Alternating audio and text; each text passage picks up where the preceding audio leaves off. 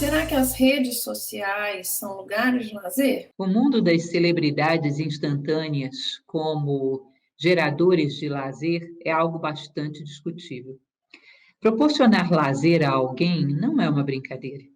A pergunta que a gente precisa deixar em aberto é: por que as pessoas buscam esse tipo de visibilidade?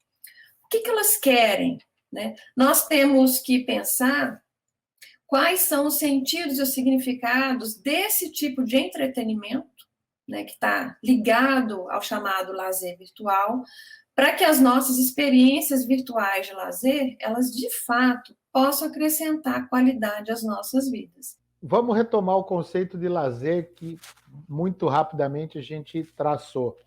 Atividades que eu desenvolvo, né? Momentos, conteúdos, interesses que eu desenvolvo no meu tempo livre e de livre e espontânea vontade.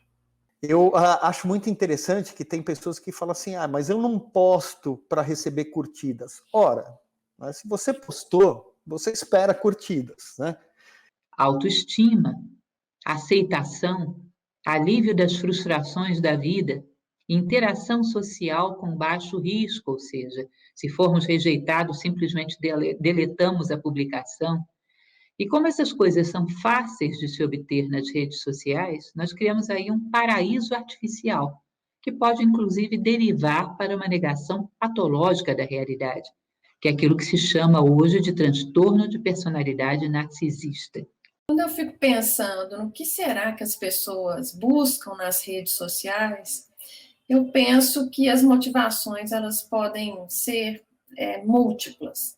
Desde passar o tempo, ver e ser visto, satisfazer a curiosidade pela vida alheia, acompanhar os acontecimentos que estão sendo mais comentados nas mídias. Enquanto você conjuga da ideia do outro, né, você é muito bem aceito. E a gente observa nesses grupos, né, muitas vezes essas atitudes, né, de cancelamento que são exatamente opostas, né, à generosidade, à solidariedade, né, ao acolhimento, né?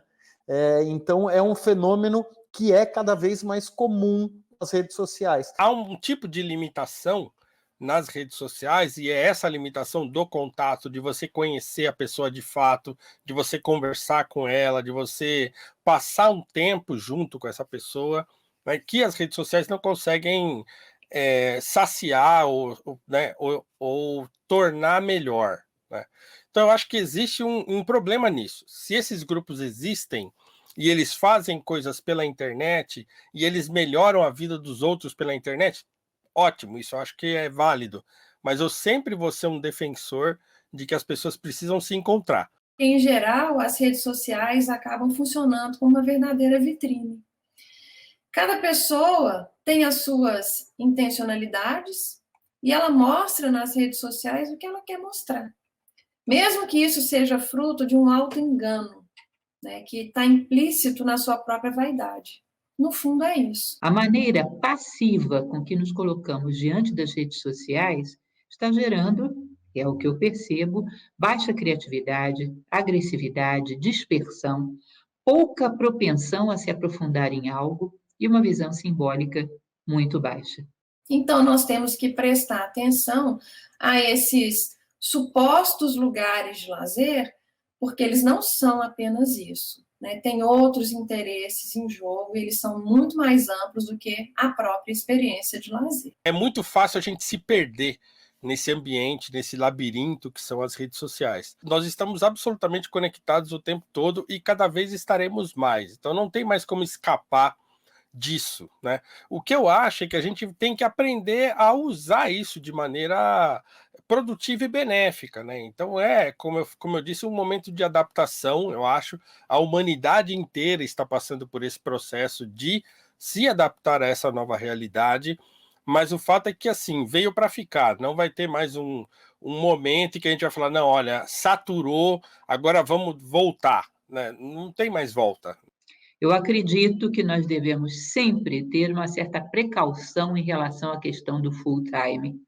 Porque, na verdade, conectado full-time pode se tornar também o isolado, o alienado, o manipulado full-time, uma vez que há um veículo que diz o que ele deve ser, pensar, sentir e como interagir com os demais. As pessoas elas encontraram no ambiente virtual um substituto para a vida social.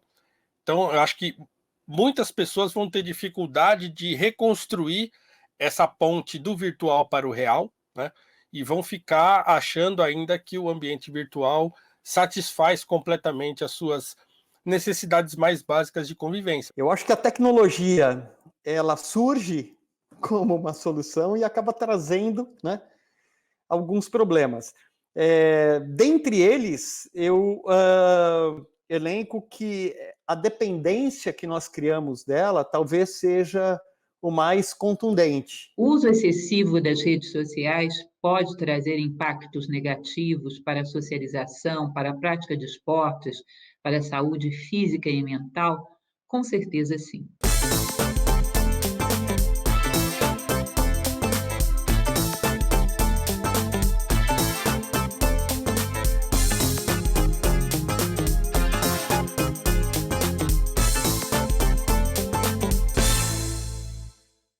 Lazer é multifacetado e uma das coisas que realmente é uma das opções prediletas quanto a lazer é uma boa viagem.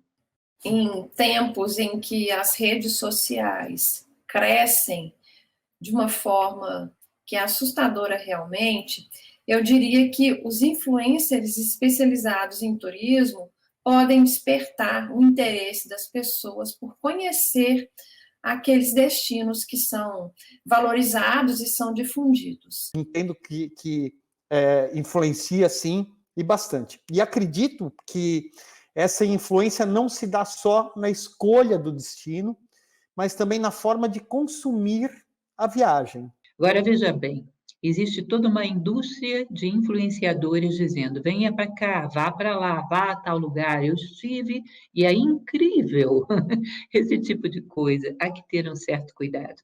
Porque se você vai a um lugar simplesmente porque um influencer te disse que era incrível, provavelmente vai com muito baixo nível de consciência. Nós passamos a ter uma relação domesticada com a viagem. Nós viajamos para constatar coisas que nos mostram, para circular nos lugares seguros, já garantidos, para comer aquilo que já foi dito que é para comer. E assim, é muito difícil a gente encontrar hoje, com o mundo em tese parado por conta da pandemia 2021, nós temos aí um movimento de viagem para ir tentar ver aquilo que eu já vi. Então, eu já vi e agora eu vou lá conferir. Eu preciso bater a mesma foto que todo mundo bateu, e por aí vai. É curiosa a forma como, nas nossas viagens de lazer, as nossas viagens turísticas, às vezes nos preocupamos em tirar muitas fotos. Ok, uma boa recordação, tudo bem, mas qual é a finalidade dessas fotos? Muitas vezes colocar numa rede social, obter muitos likes. Em nome de que você quer ter esses likes? Você quer propagar o quê? A ideia de que você é uma pessoa que esteve em tal lugar? A ideia de que você fica muito bem nas fotos? Qual é a intenção que você quer propagar através dessa foto, através desses likes que vai receber?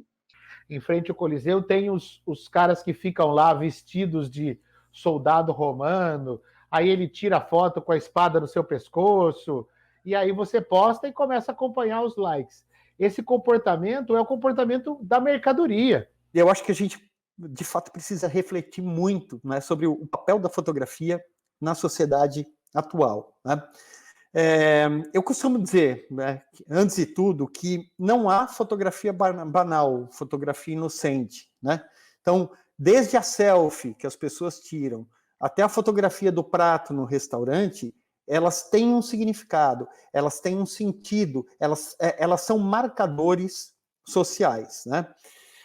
Acho também que a fotografia ela pode ser um instrumento, né, uma ferramenta muito importante para o viajante, para o turista, né? Porque é uma forma de registrar a memória, né?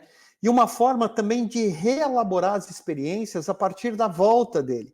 Então, quando a gente viaja, fotografa, e quando retorna, algum tempo depois a gente vê aquela imagem, a gente reflete sobre aquele dia, sobre aquela experiência, e a gente reelabora. Além do que, a fotografia permite que a gente observe detalhes, né, que no dia, né, na correria, com tanta coisa para ver, a gente não conseguiu ver, né, com tanta precisão. Então, eu uso dizer que a fotografia, para mim, né, quando eu a estou praticando como lazer, ela funciona como uma meditação, né? Agora, se a gente tem essa necessidade, né, frenética do registro fotográfico, ele praticamente deixa de ser uma atividade de lazer, ele deixa de ser fruição. Eu recomendo cada vez mais que, quando formos a algum lugar, não levemos apenas o nosso corpo ou o nosso rosto para aparecer numa fotografia. Que nós possamos escolher esse lugar consultando os nossos sonhos, aquilo e aqueles que a gente admira na história, pesquisando, conhecendo, criando expectativas que você vai satisfazer investigando o lugar, saboreando o lugar.